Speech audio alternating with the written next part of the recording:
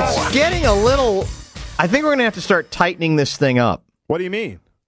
It's like a 4-minute intro. Now we got a break again. Well, funny, when you were in first place, you loved the intro. You thought it was phenomenal. I was going to say that. I was going to do the cheap shot on myself that once I, if I ever recover, that I might be more interested in extending these opens. By the way, I don't know what I was imagining from 1998. I was there. In fact, I even think I was in Tampa Bay. 27-24 was that final. Okay. Vikings loss, and for some lose that game, or did lose that game, and for some reason, I thought it was more definitive than that. I don't know if there was a garbage touchdown late or whatever, but we passed. Poisoning. Must have been sun poisoning. It could have been sun poisoning. That's very possible. First, we say hello to Carl Gerbschmidt. I remember that game.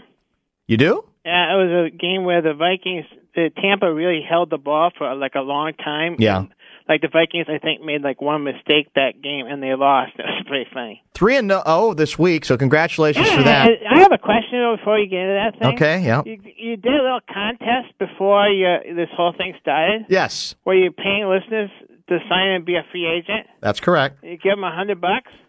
Yeah. First of all, it's funny you have to buy your listeners. Second of all, I don't think you're paying them enough.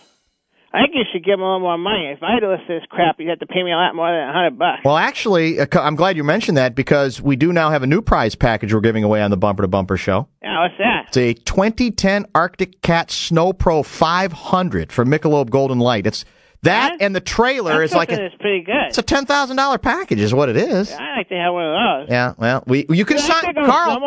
You can sign up because you are not. You're not technically an employee of the station, so I think you can win. I have a regular feature though that my brother reminds me I have to be part of if my lawsuit's going to work.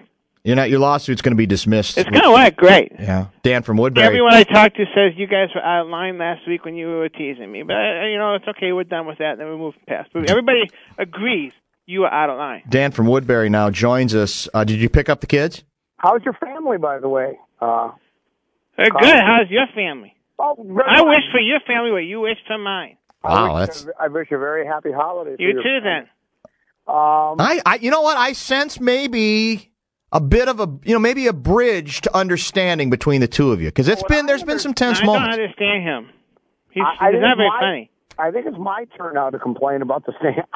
I think I was 3-0 last week. No, you were 2-1. No, you were not. You were 2-1. I have taken to writing all these down now. Me too, because I was legitimately. Isn't that funny? When the two of you think there's a dispute, you're adamant about it. When I say wait, it's no way. It's obvious the one you missed was the Vikings. I've been fighting uphill my whole life. That's fine. I'll take it. Actually, you still owe me one game. You guys still owe me one. I am not really in last place. I'll just play the game the way you guys stack the deck against me. That's great. Well, you're used to it. My whole life that way. I'll continue to play it that way. You're kind of used to it, aren't you? Dare to be a Daniel. Dare to stand alone. Well, you're a purpose firm and make it known, and that's what I'll do. Speaking of that, I'm tired of getting lumped in with you. I got an email early in the show from somebody basically ripping your negativity and lumping your negativity in with my negativity, and I'm sick of that. Mine's objectivity, not negativity. It's a tough love covenant. Regular listeners. Well, whatever it was, I don't want to be. You guys are the most negative people I ever met. What are you talking about? It isn't even close. You're the most negative people I have ever met. Realistic. No, negative, bad. You just think everything bad's going to happen. Well, no. I mean, you just gotta go in with. What thing do you think's going to happen? Your eyes. Quick! On top of your head. Vikings are going to beat Cincinnati. Here's the negative thing that I think is going to happen. All I'm going to go 3-0 when we do the pick segment. They'll say I was 2-1. Yeah, I'm hoping they'll say you're 1-2. Yeah, well, maybe they'll do that too. To be honest with you, that's just the way I would go. I'm going to start writing them down from now on. Well, you should. Are you driving? Be careful though. Oh, I will. First game we're going to. They couldn't even do it. They couldn't even name one positive thing. I just said point. It. Vikings. I said Vikings will beat Cincinnati. That's positive. It's delusion. That's what it is. But go ahead. Let's go ahead. Dallas at home, favored by 3 over the Red Hot. Well, kind of hot. They weren't brilliant last week against Cleveland, but they got the victory. A 3-point favorite over the Chargers. Carl, you and I are tied. I host the show, so you'll start. Oh, that's convenient for you then, isn't it? Very much so. Copy me from now on. Unfortunately, I've done that a couple weeks, and it's killed me. Okay, here's the deal. Although I did Dallas miss is not very good. Right. We kind of just beat the crap out of them when we played them. And I think that's what's going to happen is that San Diego is actually coming around pretty good.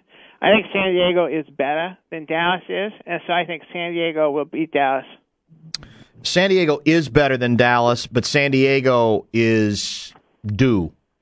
Dallas will, I think, an actually pretty entertaining game. I'm not quite as down on Dallas as... They're bad. They're not bad. Tony Romo can't play in December. He's like Brett Favre.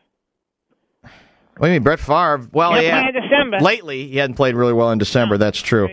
Dallas will cover at home against the San Diego Chargers, who are due to come back to earth just a little bit. And I'll take that home field as being the difference. I guess Guardsy's next. I'm taking the Chargers here. I'm taking the Superchargers. They're not going to win every week. They're going to win this week. Jerry Jones is in his mode now of basically calling plays from the owner's box in that brand-new stadium. He wants Marion Barber to run a little bit more at the beginning and the end of the game, but it's not going to matter because the Chargers will be running out the clock at the end of this one, and they will win the game.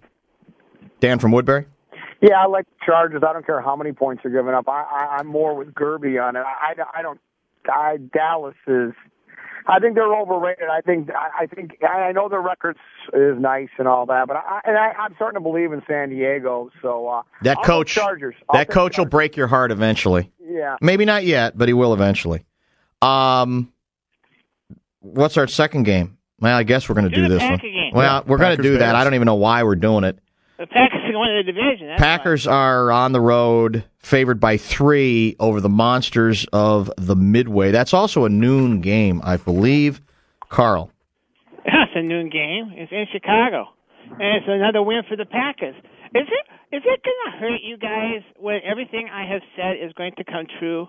Is it going to really bother you and irritate you? What are you talking about? We're going to run the table end of the season here. First of all, if you take a look at our record, Arizona probably won't have much to play for. So we'll run the table now, and we will be 12-4. And so we will win the division outright because you're going to lose 3 more games. It's pretty obvious you're going to lose 3 more games. No, you're good. Laugh at us, funny boy. You're going to lose 3 more games. And won't it pain you to know the first person who told you that was me? Won't it just irritate the crap out of you Minnesota fans? Well, tough luck. Too bad for you. That's just, we believe. We are believers. The Packers will destroy the Bears. It will not even be close. We will kill them. Talk about negative. I've never heard of I'm negative. positive. The Packers are a very good football team. That's what's going to happen. And the bottom line is I told you so. So remember, when this all comes true, I was the one who told you so because I am a believer. Are you done? I'm all done. Packers will cover. Bears are. Although I got to tell you, Carl, your team didn't exactly distinguish itself. If the Ravens would have had an offensive coordinator who knew what the hell he was doing and would realize that he doesn't have John Unitas at quarterback, you had 400 yards in penalties. I mean, even going to be close. Well, but I can't pick against you this week because the Bears are a mess. They're actually trying to flex after beating the Rams by 8 at home. They were terrible. The Packers will have no difficulty covering in Chicago.